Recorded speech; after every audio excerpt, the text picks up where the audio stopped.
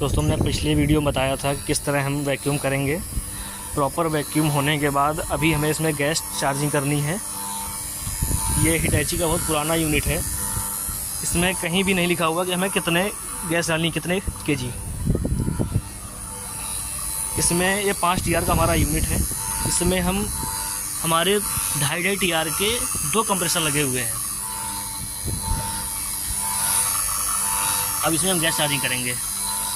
इसका proper vacuum हो गया है।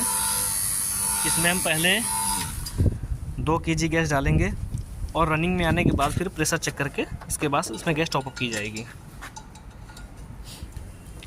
जिन भी भाइयों को कोई कन्फ्यूज़न हो वो कमेंट करें।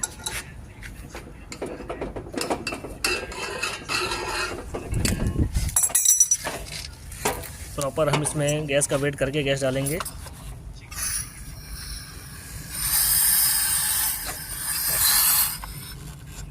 पहले हम इसमें इसकी एयर निकालेंगे, पाइप की निकाल दी, और अब इसके बाद हम गैस डालेंगे।